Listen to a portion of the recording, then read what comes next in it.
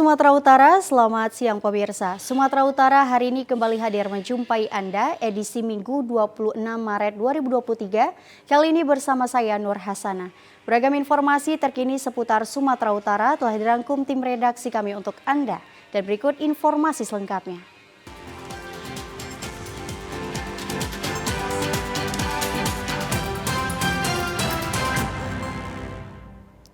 Pemirsa, seorang pengemudi mobil sedan BK1350 ABV meninggal di dalam mobil di Jalan Lintas Medan Lubuk Pakam kilometer 19,5, Dusun 5 Desa Tanjung Baru, Kecamatan Tanjung Morawa, Kabupaten Deli Serdang, dan belum diketahui penyebab kematian korban. Beginilah suasana di lokasi kejadian. Ditemukan warga seorang pria pengemudi mobil yang meninggal di pinggir jalan. Mobil yang dikendarainya berjenis sedan dengan nomor polisi BK1350 ABV. Ia meninggal di jok pengemudi dan belum diketahui penyebab kematian korban. Kejadian ditemukannya jenazah ini berawal pada saat petugas gabungan Muspika Tanjung Morawa melakukan patroli pengamanan aksi geng motor.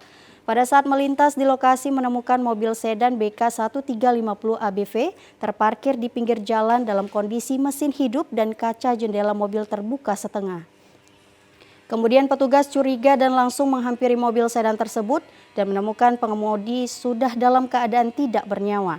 Kepala Desa Tanjung Baru, Khairi Azman Ginting mengatakan, mengetahui adanya pengemudi yang meninggal di dalam mobil yang terparkir di pinggir jalan langsung menghubungi pihak kepolisian dari sektor kota Tanjung Morawa.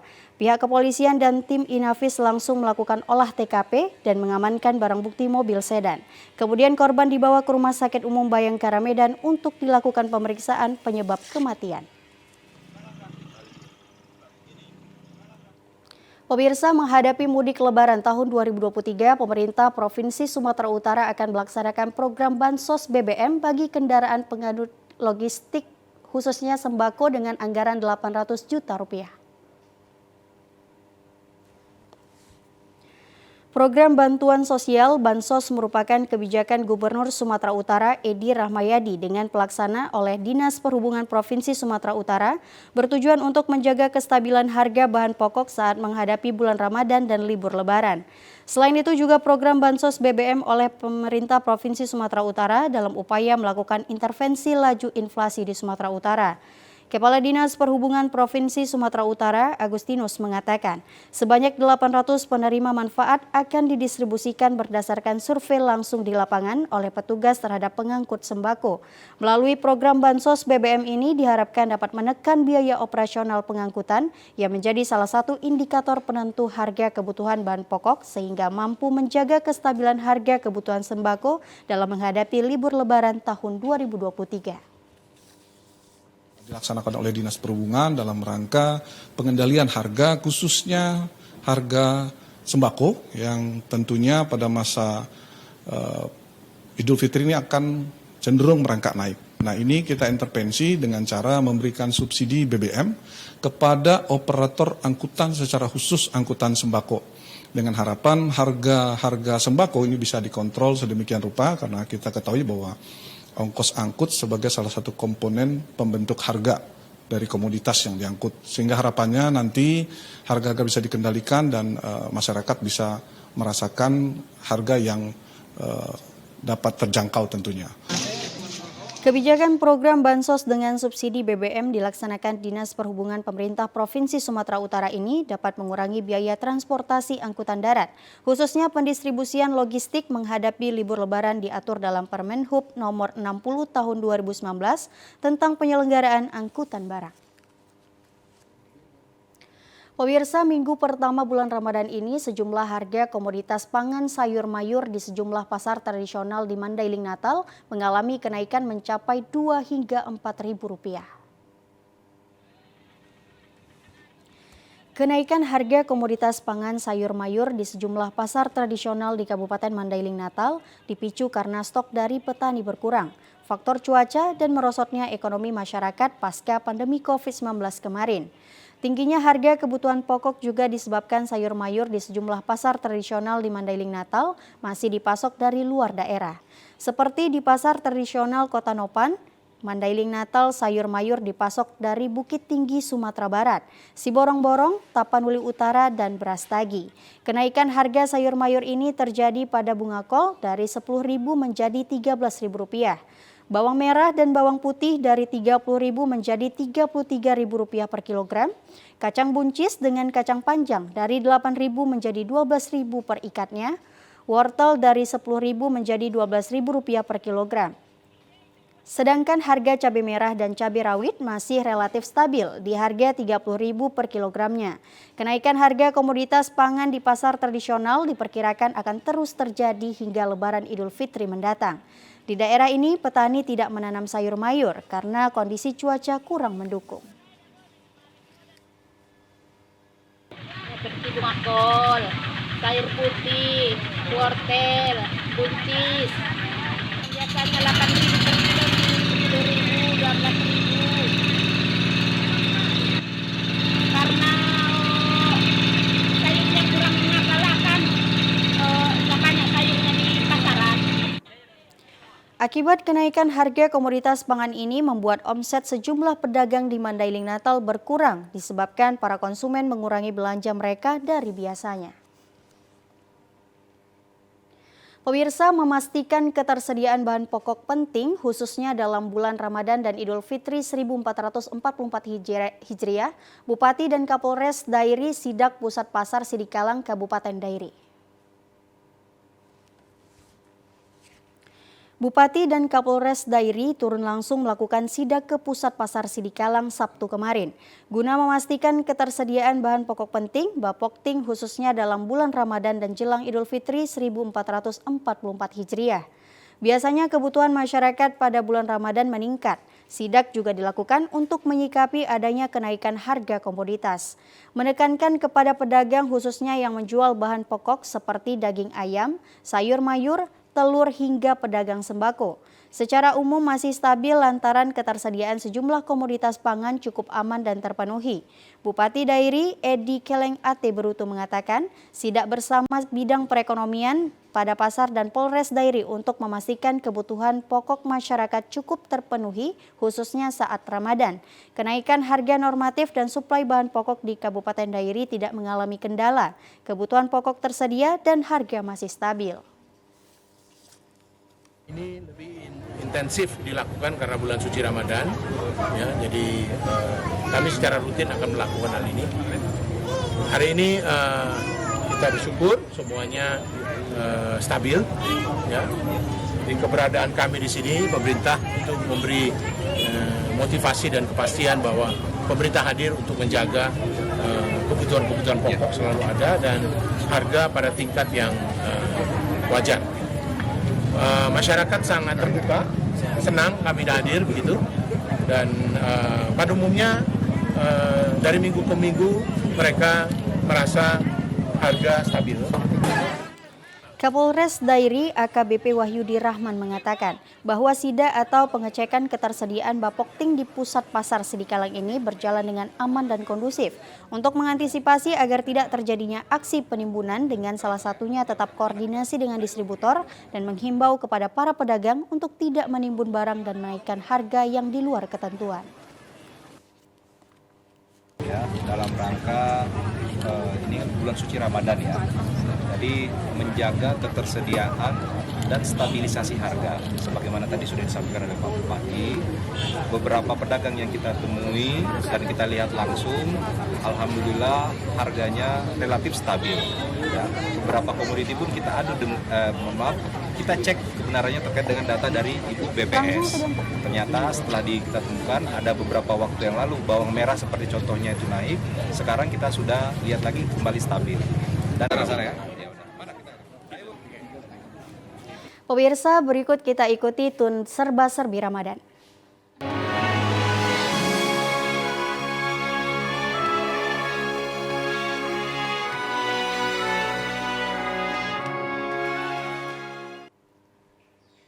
Pemirsa, ribuan santri membentuk formasi lingkaran hingga menjadi keunikan tersendiri saat tadarusan di bulan suci Ramadan 1444 Hijriah. Inilah suasana unik para santri dalam melaksanakan tadarus bulan suci Ramadan 1444 Hijriah di Pondok Pesantren Ar-Raudatul Hasanah, Jalan Setiabudi Medan, Simpang Selayang, Medan Tuntungan, Sumatera Utara kemarin. Ribuan santri terlihat membentuk formasi lingkaran saat bertadarus.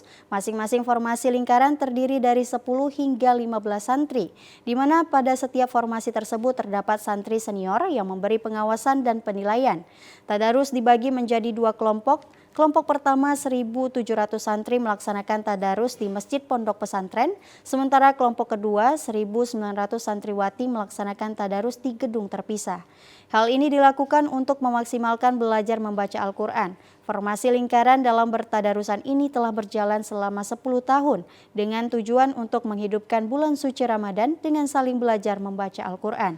Sekretaris Pondok Pesantren Ar-Raudatul Hasanah, Ustadz Mar'an Sabuki Siregar mengatakan, kegiatan tadarus akan dinilai secara per kelompok. Bagi kelompok yang paling banyak dilakukan khatam Al-Quran akan mendapat reward. Tadarusan itu kan saling belajar, maka setiap kelompok itu memang sudah dibentuk oleh PJ-nya, dalam hal ini adalah bagian pengasuhan. Intinya bagaimana supaya menghidupkan bacaan, menghidupkan kegiatan pada bulan Ramadan itu dengan saling belajar membaca Al-Quran. Jadi membaca secara bergantian, kemudian nanti jika ada bacaan-bacaan yang salah, maka akan diperbaiki oleh si abangannya. Abangan kelas yang menjadi ketua kelompok dalam lingkaran tersebut itu mempunyai catatan khusus dan nanti akan melaporkannya ke bagian pengasuhan siapa yang paling banyak menghatamkan Al-Quran. Maka nanti laporan itu disampaikan ke bagian pengasuhan. Pengasuhan akan memberikan reward nantinya sebelum liburan kepada mereka-mereka yang paling banyak menghatamkan Al-Quran. Kegiatan tadarusan yang dilakukan oleh para santri di bulan suci Ramadan 1444 Hijriah mampu menghatamkan Al-Quran sebanyak 15-20 kata. Pemirsa, momen bulan Ramadan tak hanya bisa dimaknai dalam konteks religi. Namun di bulan yang penuh berkah ini juga tak ketinggalan dengan nuansa kuliner yang hanya bisa didapati di bulan Ramadan. Bulan Ramadan tak cuma kental dengan tradisi menyambutnya seperti pawai obor, tarawih berjamaah hingga tadarus. Bulan Ramadan juga identik dengan jajaran kuliner yang menggugah selera dan hanya bisa ditemui di bulan ini. Salah satunya adalah toge penyabungan. Bagi warga Sumatera Utara, panganan khas suku Mandailing ini tentu menjadi pilihan menarik sebagai kudapan berbuka puasa. Tak hanya menghadirkan cita rasa manis yang baik buat asupan glukosa bagi tubuh, toge penyabungan juga diisi oleh berbagai olahan lezat seperti lupis, candil, pulut putih, pulut hitam hingga cendol di dalamnya. Semua bahan tersebut lalu dicampur menjadi satu dan diguyur oleh gula merah cair dan kuah yang menambah rasa manis dan bisa langsung disantap. Penjual toge penyabungan di kawasan Jalan Letda Sujono, Kota Medan, Sumatera Utara, Helmi Suyani Nasution menyebut dirinya telah berjualan toge penyabungan ini sejak tahun 90-an dan merupakan generasi kedua. Meski dirinya mengaku berjualan toge penyabungan tak hanya di bulan Ramadan, namun kenaikan penjualan sangat signifikan di bulan Ramadan hingga mencapai 70% dibanding hari biasanya. Toge penyabungan ini berasal dari penyabungan. Untuk kalau berbuka puasa cocok untuk orang puasa. Isinya lupis, candil, pulut hitam, tape, cendol. Kalau Ramadan dari hari biasa 10 kali lipat, ada lebih dari 90-an. Saya penerus kedua. Warung toge penyabungan Martondi miliknya pun setiap harinya kebanjiran pembeli, terutama menjelang waktu berbuka puasa. Kini toge penyabungan tak hanya menjadi kudapan favorit suku Mandailing, namun telah menjadi primadona bagi seluruh kalangan sebagai menu khas untuk berbuka puasa. Pemirsa, jajaran warung takjil sebagai menu berbuka puasa tak jarang didapati saat bulan Ramadan. Salah satunya adalah warung toge penyabungan di kawasan Jalan Letda Sujono, Kota Medan, Sumatera Utara. Hampir setiap sore menjelang berbuka, berbondong-bondong warga memadati warung yang menjual panganan khas ini. Setiap sore menjelang berbuka puasa, puluhan warung dengan berbagai menu berjejer di sepanjang Jalan Letda Sujono, Kota Medan, Sumatera Utara. Salah satunya yang khas adalah toge penyabungan. Makanan bercita rasa manis ini menjadi salah satu menu favorit warga untuk berbuka puasa selama bulan Ramadan. Selain cita rasanya yang nikmat dan manis, toge penyabungan juga telah puluhan tahun menjadi primadona sebagai menu andalan berbuka puasa bersama keluarga. Maka tak heran, sejak ba'da asar ratusan warga telah memadati beberapa warung toge penyabungan yang berjejer di sepanjang Jalan Letda Sujono ini. Uniknya, kudapan khas suku Mandailing ini juga telah dinikmati oleh berbagai warga lintas suku. Salah seorangnya adalah Ahmad Sampurna. Pria paruh baya ini mengaku setiap bulan Ramadan selalu menjadikan toge penyabungan sebagai kudapan berbuka puasa dan menjadi pilihan menu pertama yang disantap saat azan maghrib berkumandang. Memang toge penyabungan ini menjadi menu khas ya di bulan suci Ramadan. Jadi memang saya hobi menikmati toge penyabungan ini. Apalagi di bulan-bulan suci Ramadan ini. Dia rasanya di dalam banyak, ada rasa lupis, ada pulut, ada candil-candil dan cendol gitu. Jadi bercampur-campur dia rasanya. Hal senada juga diungkapkan oleh Normasari Batubara. Sebagai orang yang bersuku Mandailing, dirinya dan keluarga selalu menempatkan toge penyabungan sebagai pilihan menu wajib berbuka puasa setiap bulan Ramadan. Dirinya menyebut selain tertarik dengan cita rasa manis yang terdapat pada toge penyabungan, menikmati toge penyabungan juga disebutnya mampu mengobati rasa rindu akan kampung halamannya di Mandailing Natal. Saya memang tiap tahun belinya karena rasanya itu enak, manis, dan ciri khas dari Mandailing Natal. Iya, setiap manis ada ciri khasnya lah, dia khas dia rasanya, nggak bisa bilang pokoknya. Toge penyabungan terdiri dari bahan seperti lupis, ketan, cendol, hingga candil dan disiram dengan kuah campuran santan dan gula aren yang membuatnya kian lezat. Untuk satu porsi toge penyabungan Anda hanya cukup merogoh kocek mulai dari 10 hingga 15 ribu rupiah saja. Pemirsa, kami masih memiliki banyak informasi lainnya. Untuk itu tetaplah bersama kami di Sumatera Utara hari ini.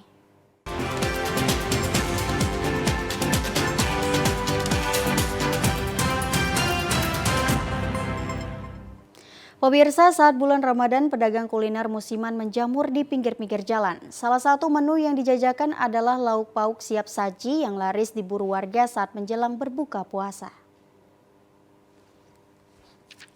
Dinilai praktis dan juga ekonomis, menu lauk pauk yang dijual pedagang musiman pinggir jalan di Desa Sena, Kecamatan Batangkuis, Kabupaten Deli Serdang laris diburu warga. Ada berbagai macam menu lauk pauk yang dijual di tempat ini, seperti ikan pepes, ikan sambal, semur ayam, sop, soto, dan banyak lagi menu lauk pauk yang dijual. Untuk harganya juga sangat terjangkau, mulai dari harga Rp5.000 per porsinya. Kuliner lauk pauk siap saji ini buka pada pukul 15 waktu Indonesia Barat dan tidak butuh waktu lama lauk pauk yang dijual ludes dalam sekejap. Tidak hanya lauk pauk siap saji yang jajakan di lokasi ini, berbagai macam jenis kue-kue juga tersedia di tempat ini dengan harga Rp1.000 per potongnya. Menurut salah seorang pembeli, Risa mengatakan, ia sengaja membeli lauk pauk siap saji ini karena dinilai praktis dan juga ekonomis. Selain itu bisa disantap langsung bersama keluarga pada saat berbuka puasa. Berarti ini untuk dimakan saat berbuka puasa gitu? Ya, sambil berbuka puasa. Beli sayur tahu sama terong, terus sama Terbiasa beli di sini atau iya, berapa? setiap tahun. Dari 5.000 sampai kadang mau 5.000 boleh, 10.000 terserah. Pedagang lauk pauk Lina mengatakan ia berjualan lauk pauk ini hanya pada bulan puasa saja karena di bulan puasa ramai pembeli. Untuk omset berjualan pada tahun ini cukup meningkat dibandingkan pada tahun sebelumnya. Saat ini omset perharinya bisa mencapai Rp2 juta. Jualan semua sayur lah pokoknya, dari lauk, dari sayur, sop, soto, sama ada yang ikan-ikan goreng, kawasan, semua dijual bulan Ramadan aja. Karena kan di situ ramenya peningkatan yang waktu semalam Covid itu agak kurang. Untuk membeli lauk pauk siap saji di tempat ini, pembeli harus datang lebih awal. Jika tidak, akan kehabisan. Penjual tidak menyediakan stok banyak karena menu lauk pauk yang dijual hanya bertahan untuk 1 hari saja. Pemirsa, sejumlah stand jajanan takjil yang berjejer di areal Masjid Agung Kabupaten Serdang Bedagai, Sergai menjadi alternatif khususnya bagi warga Sergai dalam memburu menu jajanan untuk berbuka puasa. Momentum puasa bulan Ramadan dimanfaatkan warga untuk meraih keberkahan dengan menjajakan dagangan berbuka puasa di pelataran parkir Masjid Raya Serdang Bedagai dengan sejumlah stand yang berjejer di lokasi Masjid Kebanggaan warga Sergai ini.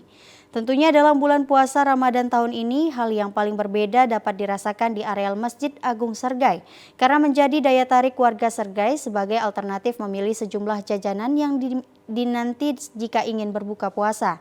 Salah seorang warga Sergai, Dini, yang berkunjung bersama temannya ke areal Masjid Agung ingin melihat sejumlah jajanan untuk berbuka puasa. Berbagai macam menu berbuka puasa ada di sini, dimulai dari jualan kue basah, martabak, minuman, berbagai rasa, serta berbagai jenis bubur dapat dijumpai di lokasi ini. Tentunya dengan rasa yang enak serta harga yang sangat terjangkau. Dini sangat senang adanya stand jualan untuk berbuka puasa ini, sehingga kita umat muslim yang berbuka dapat merasakan nuansa Ramadan dengan banyaknya warga yang datang berkunjung ke lokasi tersebut. Dan berharap di hari-hari berikutnya stand-stand tersebut semakin banyak pilihan makanan untuk berbuka puasa.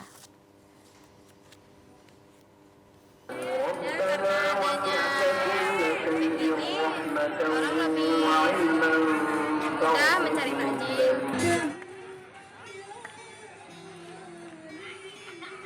Pemirsa, puluhan penjual takjil berbuka puasa bermunculan di pasar dadakan Pasar Kota Nopan menjajakan aneka makanan khas Mandailing Natal untuk menu berbuka puasa. Pemandangan seperti ini terjadi setiap tahunnya apabila bulan Ramadan datang. Berbagai aneka jenis makanan kuliner dan es disajikan untuk dijual.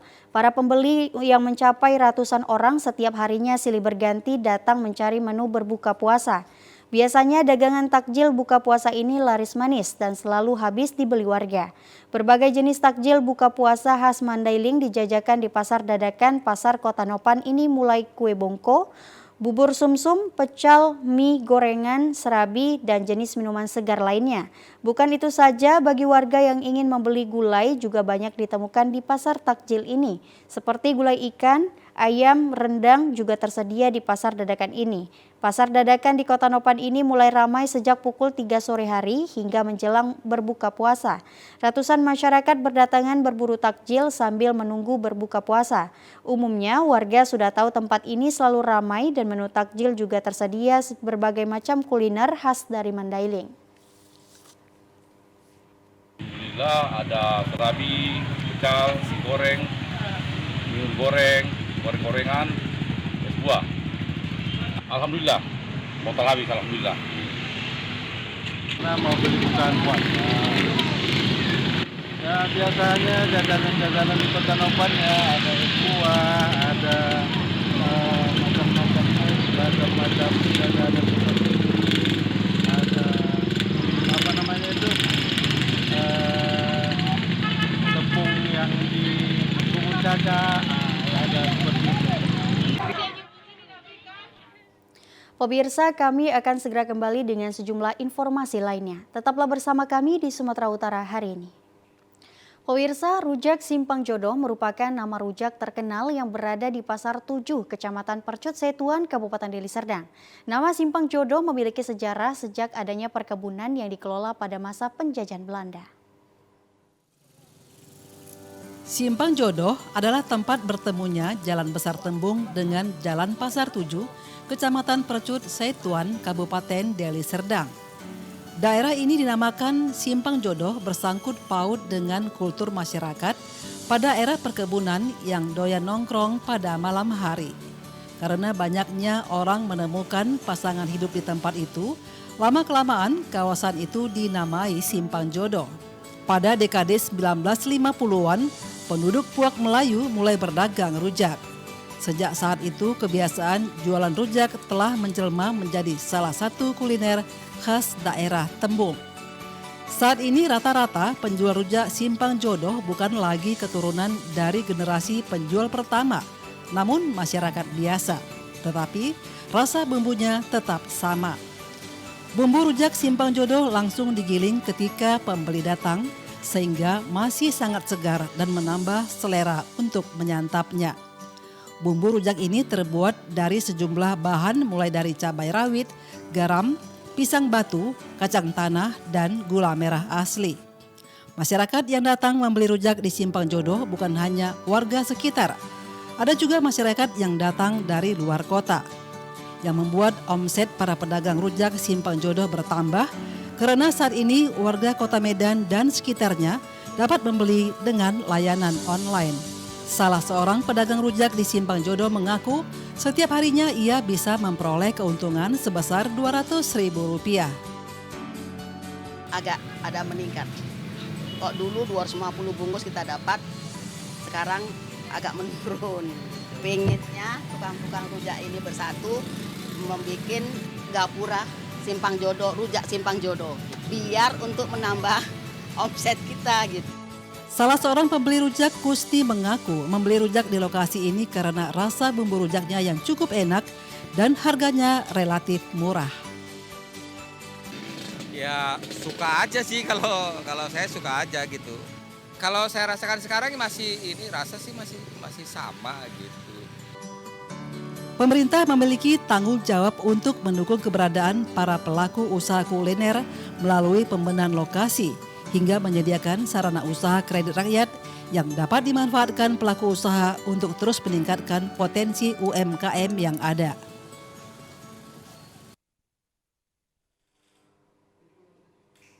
Pemirsa, kami akan segera kembali dengan sejumlah informasi lainnya. Tetaplah bersama kami di Sumatera Utara hari ini.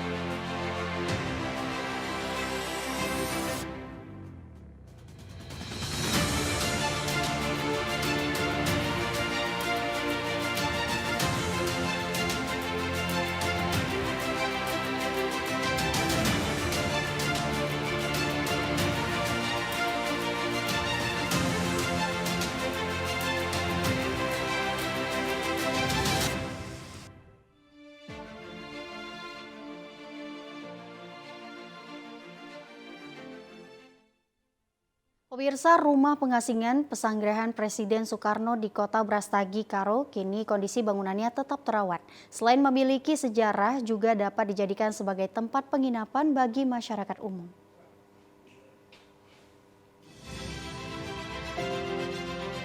Rumah pesanggrahan Bung Karno bergaya Belanda dibangun pada tahun 1719. Berdiri megah di tengah sejuknya Kota Brastagi, Kabupaten Karo. Bangunan sejarah agresi militer Belanda kedua dengan luas lahan sekitar 2 hektar, terdapat patung Bung Karno sedang duduk sembari menatap terbitnya sang mentari terbit.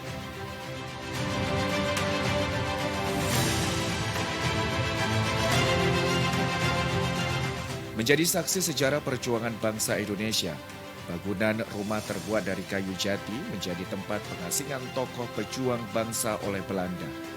Di antaranya Sultan Syahrir, Haji Agus Salim, dan Bung Karno. Foto-foto aktivitas Bung Karno di tempat pengasingan terpampang dengan baik di dinding bangunan dan beberapa replika sejarah masih tersimpan di ruang depan rumah.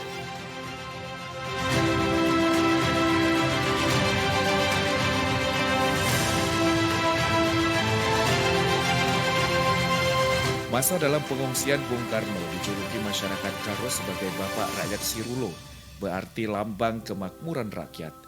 Bangunan sejarah perjuangan bangsa pesanggrahan Bung Karno kini menjadi kunjungan wisatawan khususnya bagi pelajar, sekaligus terdapat wisma untuk penginapan dimanfaatkan bagi pelancong menikmati sejuknya kota Brastagi.